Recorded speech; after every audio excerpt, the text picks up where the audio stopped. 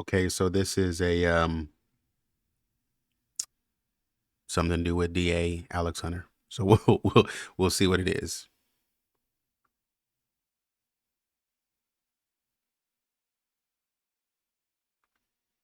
I graduated from the University of Colorado Law School in 1963. My first job was as a law clerk for then Justice Leonard Sutton of the Colorado Supreme Court. I worked for him for 18 months. Thereafter, for about a year and a half to 2 years, I was a deputy district attorney in Boulder under the DA, then Rex Scott. I then was in private practice for 5 or 6 years, doing just general legal practice, and ran for district attorney in 1972. That's about. Michael Caine, the special prosecutor, assistant DA to Alex Hunter, also went to University of Colorado School of Law. And then he graduated in '79. A quick summary. And in your capacity as the district attorney for the county of Boulder, you understand what I'm asking you? I think so. The district attorney in Boulder, historically, or at least during my administration, acted as legal advisor to a police agency working a criminal case. And that is the role that we embarked upon at the time of the death of JonBenet. I was, by the way, out of Colorado in Hawaii at the time, as you may have read in some of the books, and did not return until the end of the year, either the last day of December of that year or the first day. I think it was before the first of the year. I was kept advised generally on what was going on, probably by way of 3 or 4 phone calls in Hawaii.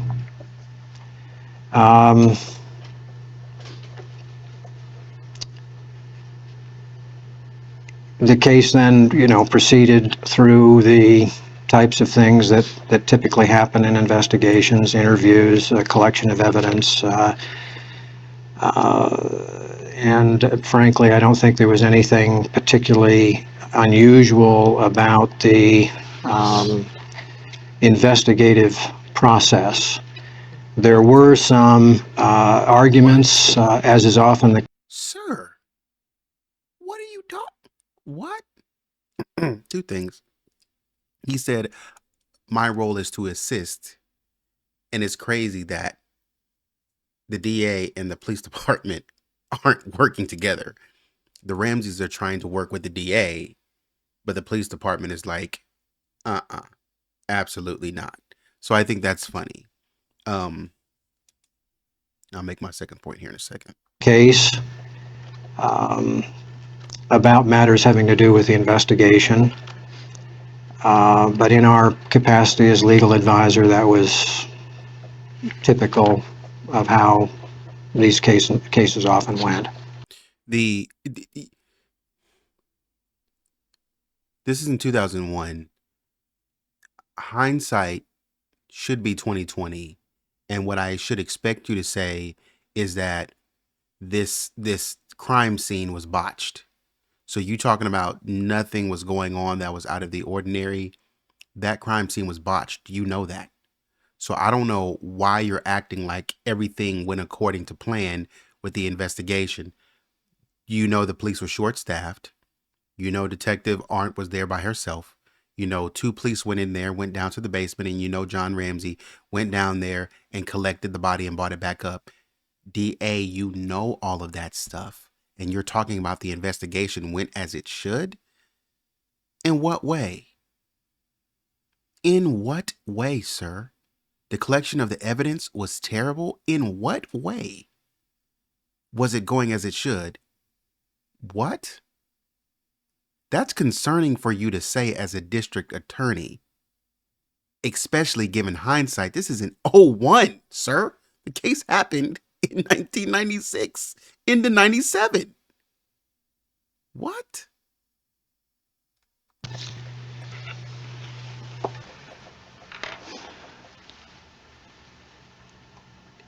This case, in the early months, particularly I'd say the latter part of the month of January, took on what I think is fair to say a high-profile nature.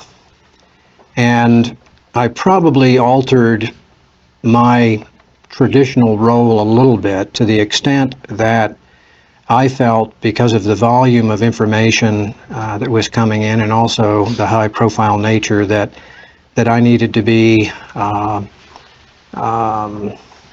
little bit more proactive. And therefore, I advised the police department that I was going to hire an investigator to help me compile information coming into my department from the Boulder Police Department and from the various labs that were working the case and from other areas that were involved in the investigation.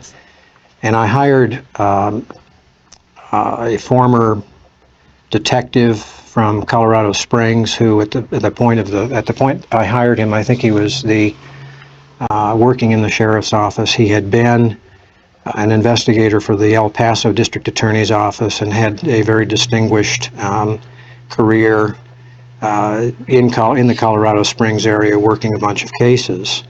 And I hired Lou Smith to be my investigator in the sense of fulfilling the DA's job, which would be kind of the work he had done for the El Paso DA, getting a case sort of ready for trial.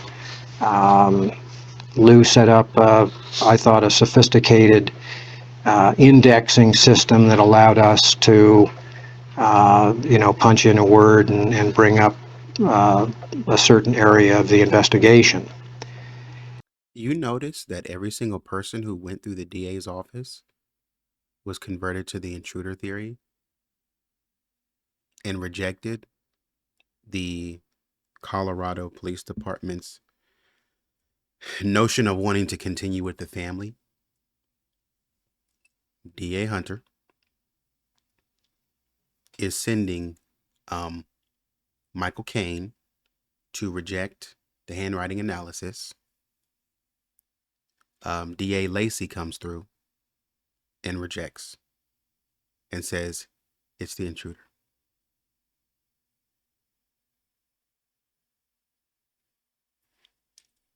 He was not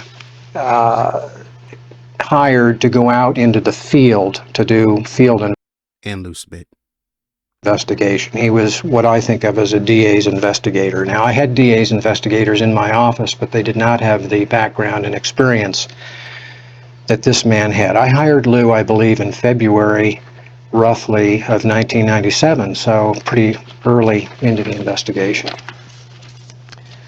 I also got on loan from the Boulder County Sheriff George Epp, one of his detectives who had worked with my people on a number of different murder cases, Steve Ainsworth. And my charge to Ainsworth was to look at the evidence coming in to us with a defense attorney's eye. I don't think I'd done anything like that before, but I had never had a case that had drawn as much attention as this one, and I just felt that that was a smart thing to do. And he also was charged with what I just mentioned, and not being a field investigator. I also, at or about that time, retained Henry Lee from the Connecticut Forensic Laboratory to assist us. And I also asked the Metropolitan District Attorneys at about that time to serve in an advisory capacity to me. I think it got referred to as sort of a task force. And these district attorneys. There's a lot of light walking. Like, I know he's introducing himself, but he's thinking through methodically what he's saying. He's being careful about what he's saying, very careful. And he's trying to, while he's trying to historically and chronologically document what he did, he is watching what he's saying. Like, there's a very airy sense of he hasn't yet doubled down into something, as in, these are my beliefs, these are the facts, this is this. He's very lightly touching on, well, we did this, and then we did this, and this happened, and this happened. It's almost like he's saying is it as if it, whether it was a dream or a reality, that it actually happened. Had a number of years of experience, trial and administrative experience, that I felt would allow us to bring to bear as much thoughtfulness as I could think of in my mind to this case. Barry Scheck was also contacted to assist us in some of the areas that Mr. Scheck has expertise in. I think that would cover what I think. Let me begin with Mr. Kane. My practice during the 7 terms was not to utilize the grand jury very often. I probably, during the 28 years, convened the grand jury a half a dozen, maybe to 10 times, roughly. Why is that? It appeared to me, and on the advice of a number of people involved in the case, some of whom I've mentioned, and some of my staff, I felt that we needed to convene the grand jury to consider this case and to take advantage of some of the powers that the Colorado grand jury has that are not otherwise available to a prosecutor. I did not have anybody on my staff that I felt was familiar enough with grand jury procedures, and so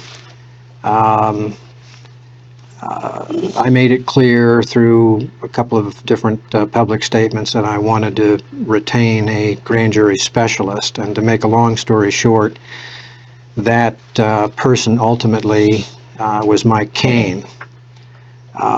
He was recommended to me personally by Bill Ritter,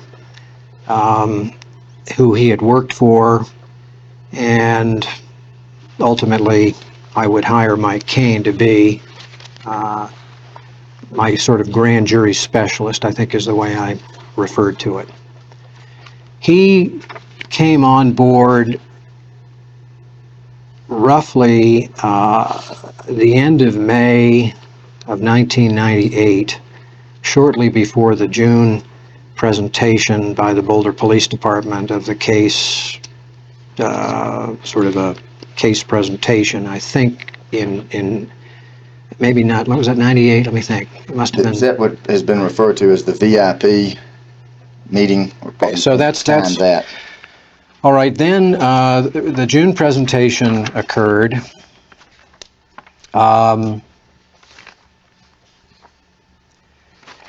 And Mike Kane took on the role that I have described from the period of his being hired until, I'm going to say, late August of that year. I think in August of that year, just as an aside, Detective Thomas resigned, and the governor of Colorado at that time, Roy Romer, asked for the DAs, my advisors, to come together,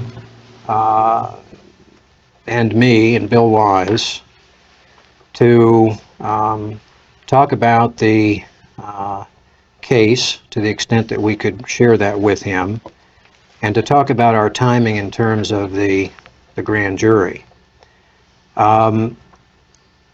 If I remember correctly, the media made it appear that the governor was the one that sort of called for the grand jury. And of course, Kane had been hired by me at the point in time that I mentioned to get that process underway. And in terms of that process getting underway, I made a decision to take Peter Hofstrom and Trip DeMuth out of the grand jury role, and I was provided with 2 attorneys under the Colorado statutes to assist me and to assist Mike Kane, and those are the 2 lawyers that you mentioned in your question to me. They came on late August, early September, and would then basically be with us through the whole grand jury process, and had various roles that they performed in terms of that process. Thank you. While we're on the subject of these, am I right? That's correct. But that's not the conclusion. That's right. Now, Darnay Hoffman was making allegations of murder against John Ramsey or Patsy Ramsey long before he ever concluded that anyone had written the ransom note. You know that to be true, don't you, Mr. Hunter? Give me that once more. The Sure. timing, I'm a little... Starting with his first involvement, which is, I believe, documented in a letter he sent to you March the 11th of 1997, wherein he gave you an analysis that concluded that the Charles Lindbergh case was a hoax, and that it was dramatically similar to the JonBenet Ramsey case, where there was a hoax kidnapping. And he suggested in that letter that Charles Lindbergh had actually killed his child, and that obviously here one of the Ramseys had killed JonBenet. Do you remember that letter? I have a recollection of that letter. Does your recollection generally coincide with what I've described? Roughly. And then subsequently, and I have that letter if we need it on my computer, but unfortunately not in hard copy. But let me also show you another letter that I do have in hard copy, and that's a letter that Mr.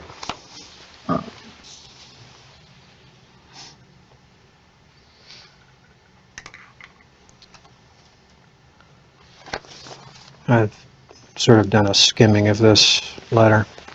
Do you recall receiving Yeah, I do. Yes, I do. May 1997 letter from Mr. Hoffman? Yes. And he makes reference back to... Now you see how certain DA Hunter is with his response. I do remember receiving this letter. Yes, I do remember receiving it. You don't get any of that in the Ramsey deposition, any of that. And I also note that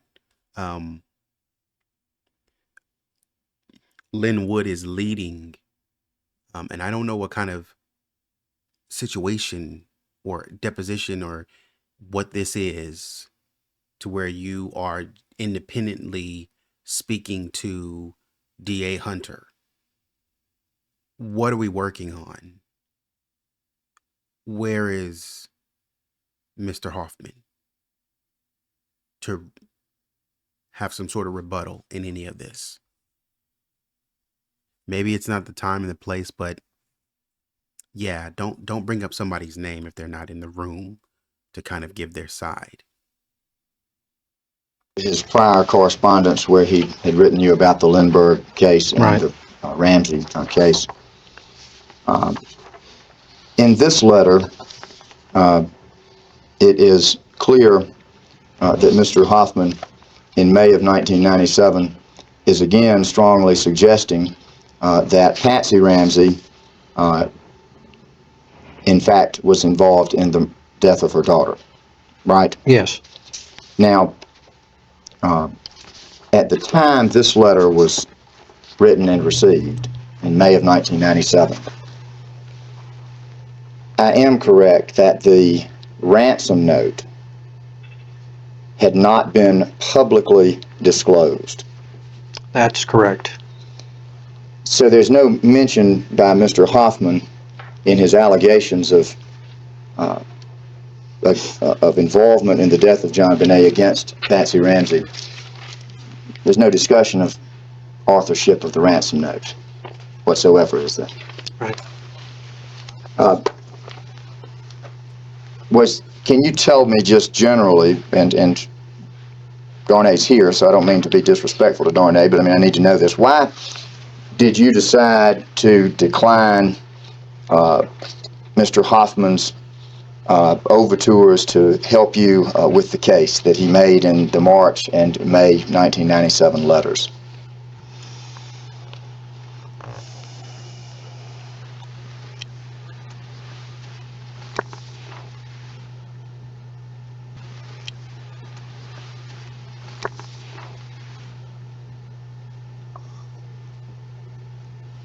I did not take, nor did any of the people working with me, the suggestions of Mr. Hoffman seriously. I believe that, he was also making similar kinds of pronouncements to various of the media.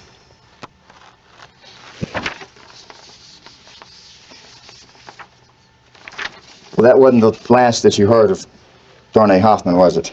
No, he's been interested in this case from the beginning. But he didn't represent anyone, did he? Any time to you that he had any client with a stake in the JonBenet Ramsey case, right? Right.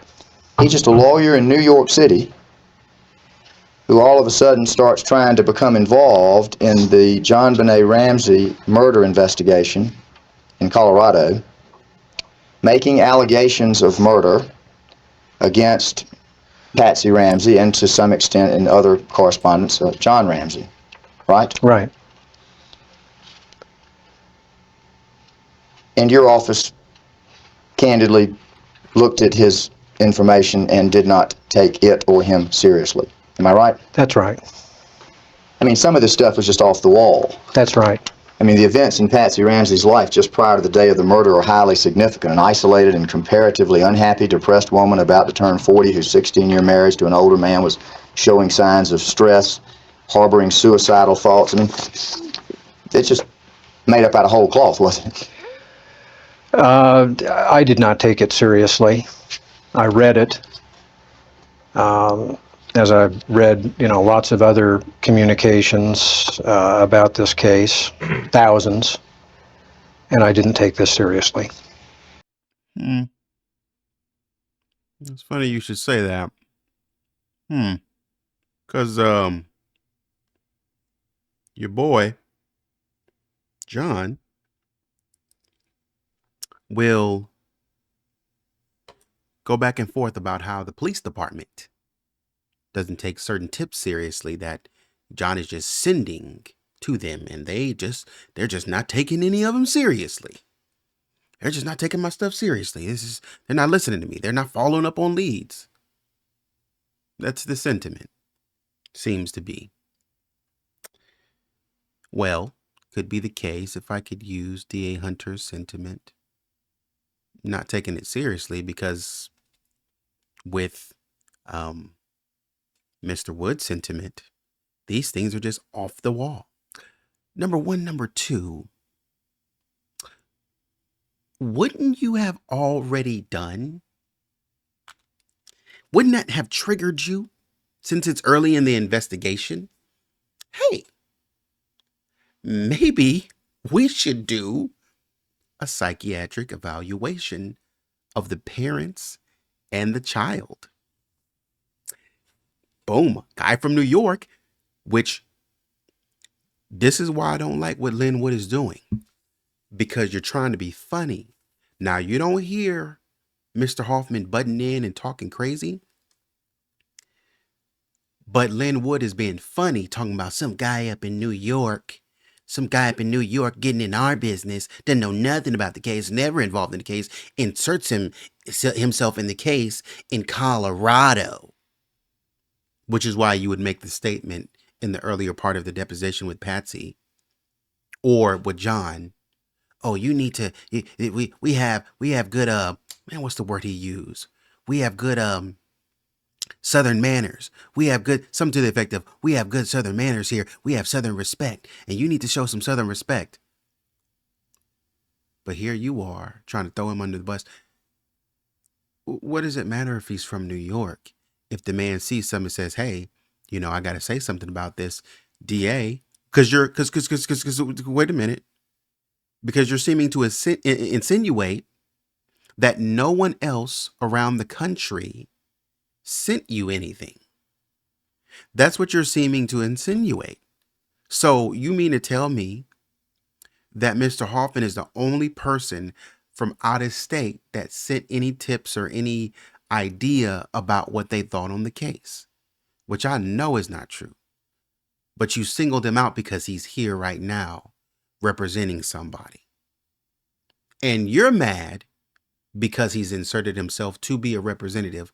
There's no problem with that. So again, we're not supposed to be going off of this emotionalism about whether you prefer him to be an attorney for somebody on this case or be inserted in this case.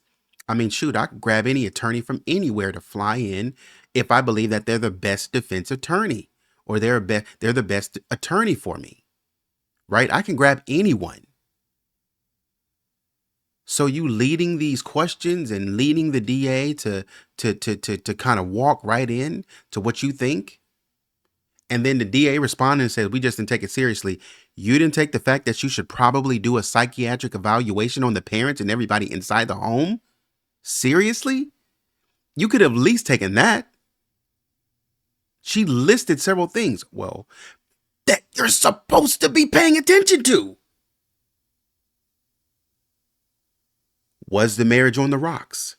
Did she have a problem with her daughter? Is she dealing with some things about her sickness? Is her younger son acting out? Are there some internal mental issues that she has? These are all things that you're supposed to be doing anyway. When did Darnay Hoffman again consumption?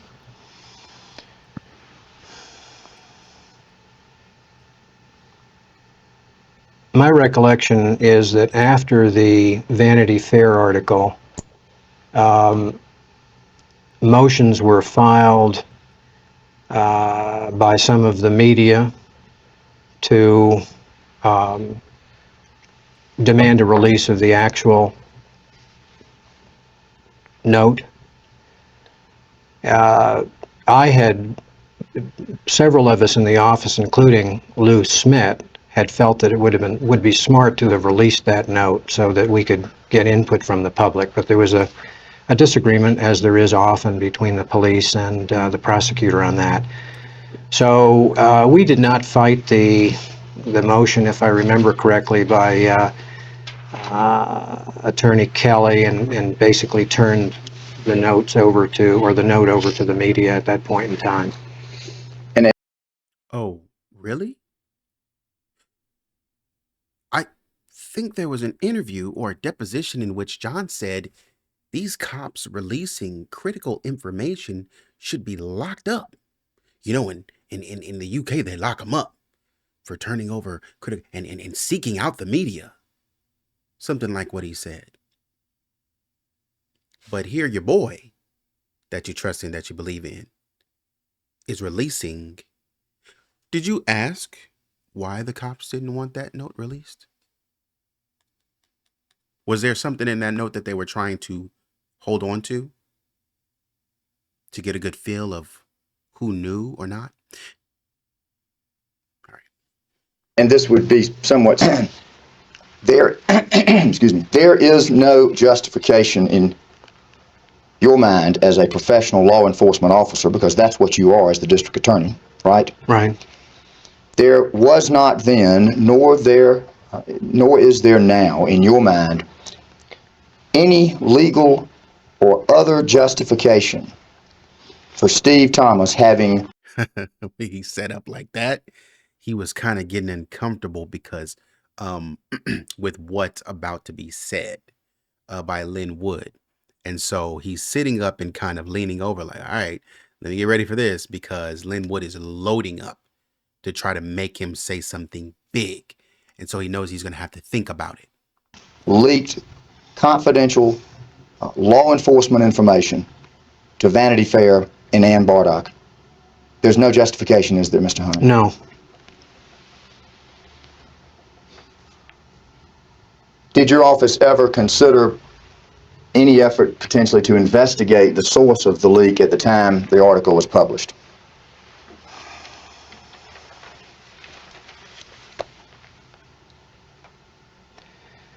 The publication of that article was very hurtful to the investigation and to individuals involved in my office with the investigation. For example, there was a comment that I remember in the article about Lou Smith being a delusional old man. And as tough as Lou Smith was and is, that was hurtful. There were other allegations in that article about Trip Demuth and others. I can't remember what it said about me, to be honest, but I had to make major efforts to calm my staff down, because the bottom line for me was that we had to work with this department, and I wanted to keep the relationship on a level that would allow it to be productive. I did receive a letter from Tom Kobe apologizing for the article. Tom Kobe, in my opinion, had no idea who had released information. And that apology letter went some distance to calm my people down and to allow us to continue to move forward. I do not like this at all, one bit, because this is making me feel like you're more focused on how you feel about something rather than how you feel about actually doing your job. You're telling me, as much criticism as you've probably received over the course of your career, that Lou Smith was just shaken by somebody calling him an old man? Okay, maybe so, but how's that going to stop you? Are you saying that that the office and what was being said just sent everybody in your office just so up in arms that nobody could even think straight to get any work done, is what you're making it seem like? And it's like, I'm confused, because you have work to do. You almost remind me of John and Patsy Ramsey, when somebody disagrees with you and says, I don't think you know what you're talking about. Now, I don't agree with the name calling and stuff like that, but you're going to do your job anyway, right? That's number one. Number two, you sound like them in that, well, don't talk to me like that. Don't call me that. You have no right. What makes you think that you can talk? You still got to do your job, right? All this emotional, which would make sense that birds of a feather, because if Patsy's, I didn't do it. I don't care. I don't give a flying flip about what you have. I didn't do it. And then John jumping on one. I know my wife. I know her. I know what she's done, and she would not do this. She is a God-fearing woman. And now we got D.A. Hunter. It went my office. They were so upset, and Lou was a little bit hurt about that. Give a crap. Give a crap about that. Care about none of that. Because we're here to talk about, okay, what did Mr. Hoffman do? What are we talking about outside of whoever released it, whoever dropped it? What that got to do with Mr. Hoffman? Mr. Hoffman saw it and said, hey, is this true? What that got to do with him? Talking about.